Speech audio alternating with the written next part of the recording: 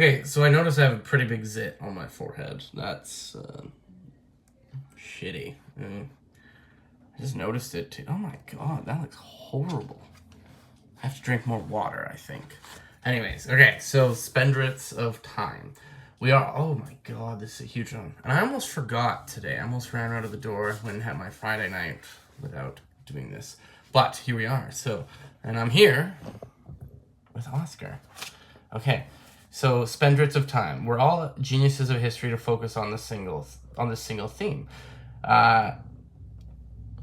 We're all the geniuses of history to focus on this single theme. They could never really fully express their bafflement at the darkness of humankind.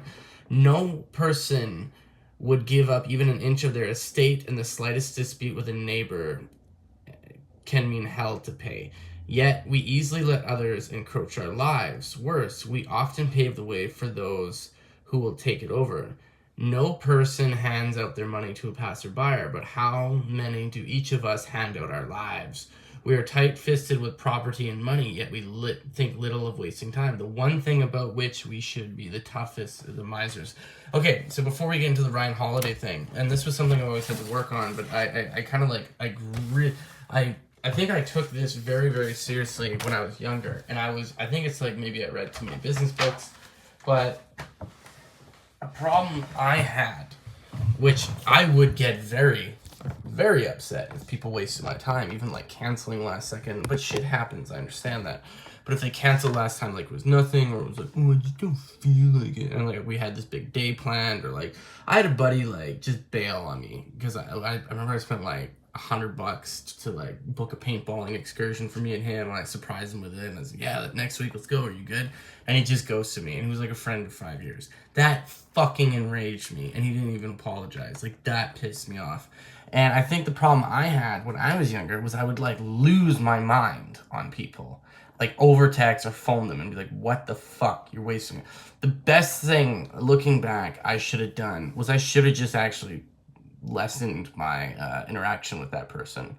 And because anything you're doing with any person, you can always do it with another person. And I'm not saying leave your partner or something, but if a friend's bailing on you, like, get another friend.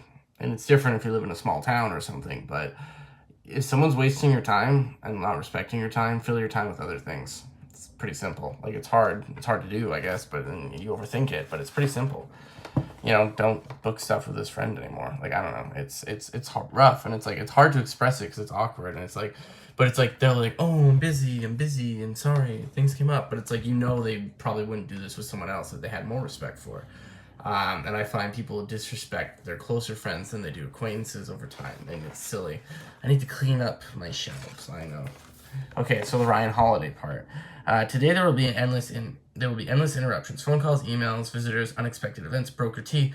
Washington observed that the number of people who stand ready to consume one's time to no purpose is almost countless. A philosopher, on the other hand, knows their default state should be one of the reflection of inner awareness.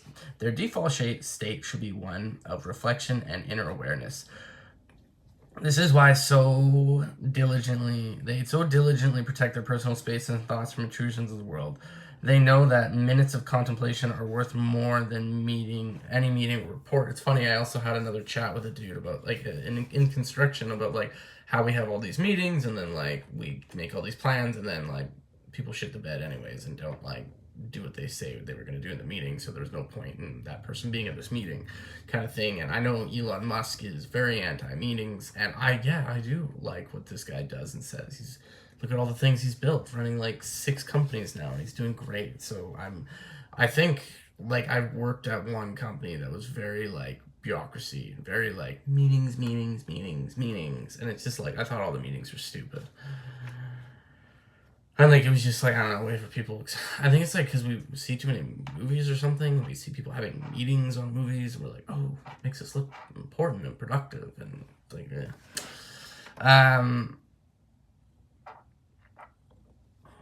They also know little time we've actually given in life, and how quickly our stores can be depleted. Seneca reminds us that we might be good at... this quote was by Seneca, by the way, the one I read earlier. Seneca reminds us that we might be good at protecting our physical property. We are far too lax in enforcing our mental boundaries. Property can be regained. There is quite a bit of it out there. Some of it is untouched by man. But time is our most irreplaceable asset. We cannot buy more of it. We can only strive to waste as little as possible. And you know who my favorite person in the whole world to hang out with is? This guy. Because he's the best. Oh, yeah. So, yeah, shoot me a like if you guys can. Thank you guys so much. Have a great day. Okay, bye. Right on here. Oh, yeah. Oh, yeah.